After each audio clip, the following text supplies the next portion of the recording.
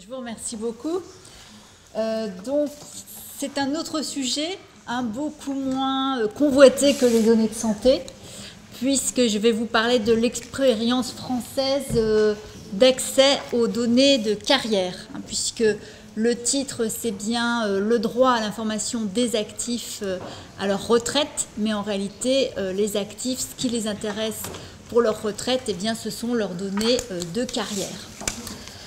Alors, comme c'est un domaine effectivement moins convoité que les données de santé, on a pu avancer assez tranquillement en France pour construire ce droit. Et pour le moment, c'est vrai qu'on n'est pas trop inquiété par l'ouverture de ces données de carrière.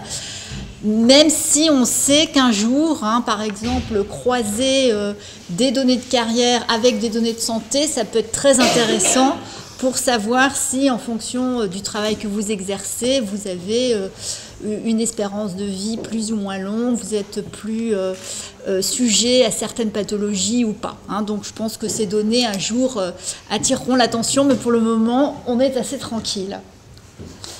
Alors, donc, je vous parlerai du contexte, de l'évolution du droit. Et puis, puisqu'on est dans un colloque international, on fera un petit focus sur les carrières internationales.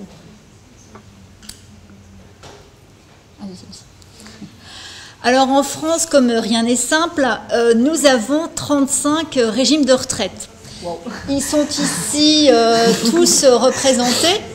Donc, ils ne sont pas tous de la même importance. Bien entendu, nous avons encore une majorité de salariés, bien qu'aujourd'hui, il n'y a que 42% de la population active qui est salariée, donc salariés du régime général à l'assurance retraite. Donc, il y a une diminution des salariés au profit des indépendants, mais évidemment, c'est encore le régime très dominant. Et puis après, vous avez une kyrielle. Alors, vous avez ensuite les fonctionnaires, donc les indépendants, le régime des agriculteurs, et puis une kyrielle de petits régimes qui, historiquement, se sont conçus autour de différents statuts, de différentes professions.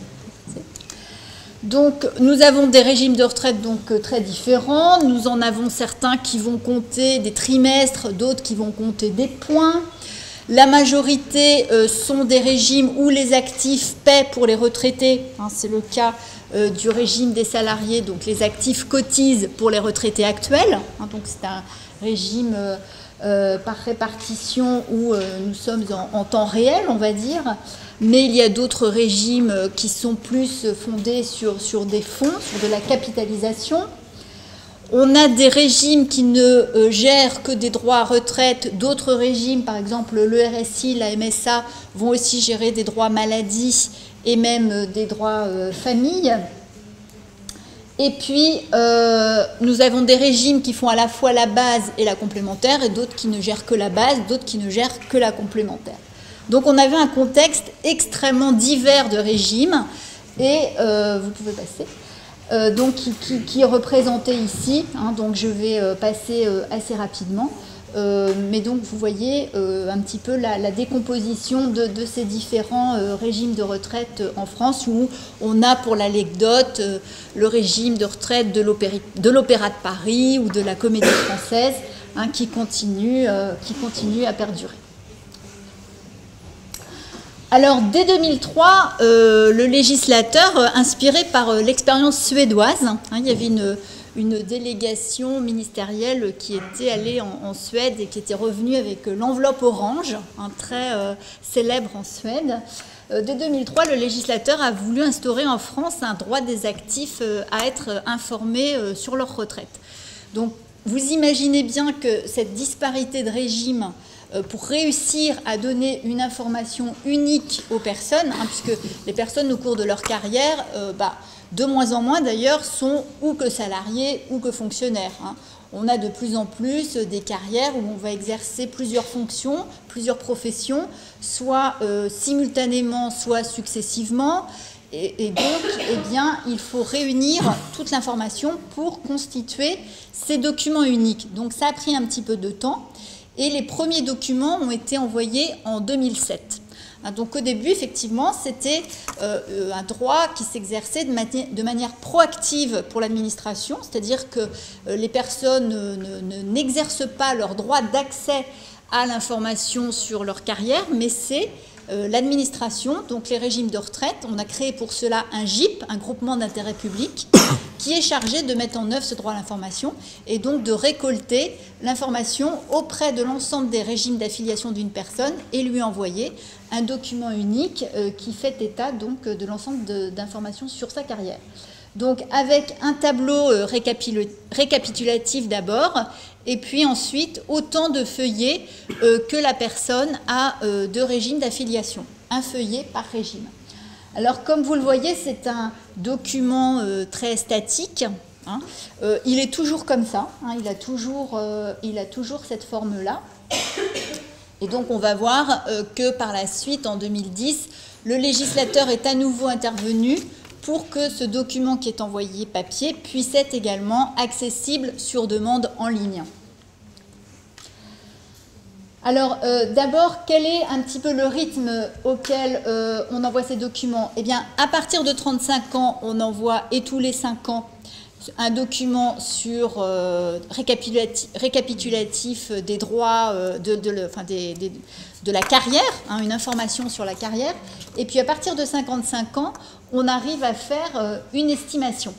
Hein, une estimation avec alors 3 sentiers dans le document classique. Et puis là, on a parlé des 6 sentiers. Hein, c'est une nouvelle estimation là, qui est lancée cette année.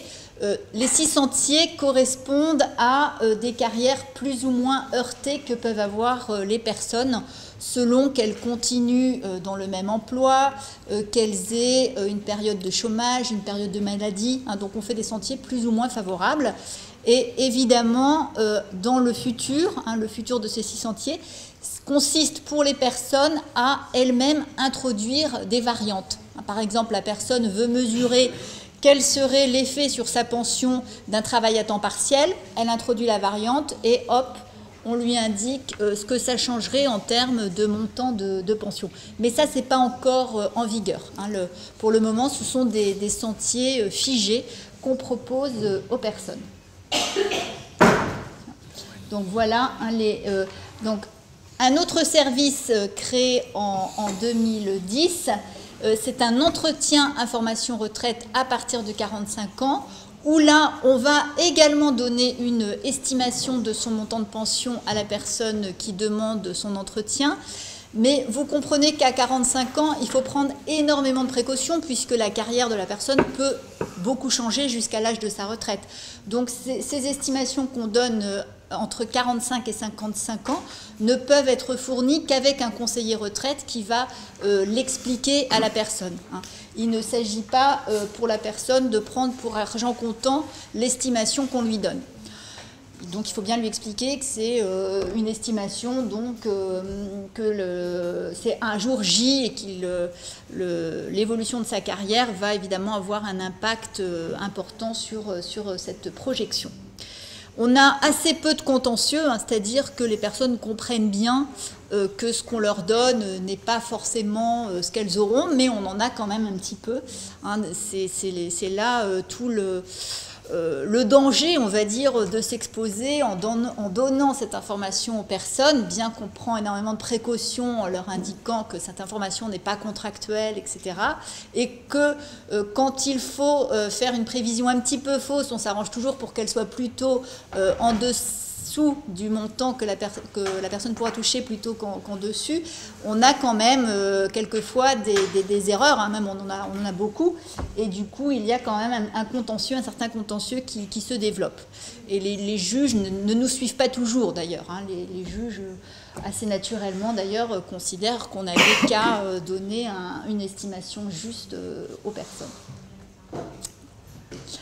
Alors, donc, d'abord, allez-y, un petit récapitulatif. Je vous disais une première loi en 2003, une deuxième loi en 2010, où on accélère la dynamique en permettant, hein, donc vous pouvez le faire dès ce soir chez vous, vous pouvez aller sur votre compte personnel, hein, avec votre numéro de sécurité sociale, vous ouvrez un compte personnel sur le site de l'assurance retraite si vous êtes salarié, S'il y a des fonctionnaires qui n'ont jamais été salariés, c'est plus compliqué, mais en général, vous y arrivez parce que vous avez quelques périodes au régime des salariés. Donc, sur le site de l'assurance retraite, vous ouvrez votre compte personnel, vous demandez un relevé individuel de situation et vous verrez apparaître toute votre carrière avec même vos périodes de stage rémunéré ou de job d'été.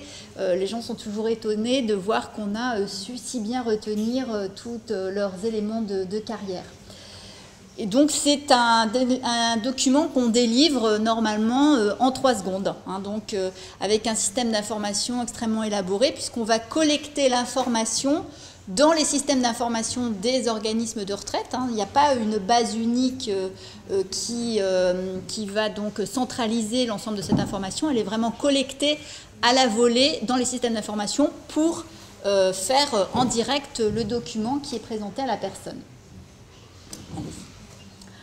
Alors, ce que je voulais dire quand même, avant qu'on passe aux carrières internationales, c'est qu'effectivement, on a toujours aujourd'hui, même en ligne, un PDF, donc un document figé, et une demande forte des usagers, des assurés, c'est d'avoir des données. Vous parliez de réutilisation des données.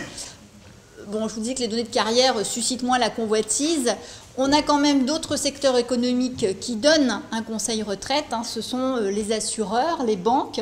Et donc aujourd'hui, ce secteur économique se base complètement sur les relevés que délivre l'administration aux personnes. Quand vous avez un entretien avec votre banque, souvent pour des projections de carrière, etc., pour une projection de votre épargne dans le temps, on va vous demander de venir avec votre relevé individuel de situation. Donc c'est parce que ce sont des données fiables fournies par l'administration. C'est vrai qu'un moyen plus simple de réutiliser ces données, ce serait qu'elles soient dans un format directement réutilisable avec le consentement de la personne par le conseiller qu'elle utilise, que la personne utilise, parce qu'il lui donne un conseil qui a une plus-value par rapport au conseil retraite, puisque nous ne traitons pas du tout l'épargne que la personne peut se constituer par ailleurs. En revanche, pour le moment, c'est vrai qu'on est très frileux sur l'ouverture de ces données, même si c'est avec le consentement de la personne. Pour le moment, il y a un barrage qui est érigé du seul fait d'un format qui n'est pas réexploitable. Mais vous voyez que cette digue, elle est quand même très fragile et qu'il sera facile de la faire sauter, sans doute sous l'impulsion d'une loi qui obligera les organismes de retraite à divulguer ces informations sous un format réexploitable par la personne qui peut souhaiter bien faire autre chose de ces données que le simple conseil que peuvent lui donner ces organismes de retraite. En termes de carrière à l'international, donc c'est un service qui marche bien. Maintenant, l'information retraite, c'est de plus en plus connu, de plus en plus utilisé. On a donc chaque année, on envoie 6 millions de courriers, et c'est sans compter avec tous les accès en ligne, 1,5 documents en ligne, donc fournis en 2014, c'est plus en 2015, enfin ça s'accroît d'année en année. Le problème, c'est que les personnes qui ont travaillé à l'étranger, là aussi elles sont de plus en plus nombreuses, on n'arrive pas à récupérer les périodes de travail à l'étranger, ce qui fait que nos documents sont très incomplets sur cet aspect, et ça a une importance non négligeable, puisque dans le calcul, dans la formule de calcul de la retraite, si vous avez travaillé à l'étranger, ces périodes sont prises en compte dans le taux. Et donc, si on ne prend pas en compte ces périodes, eh bien, vous allez avoir un calcul très faux.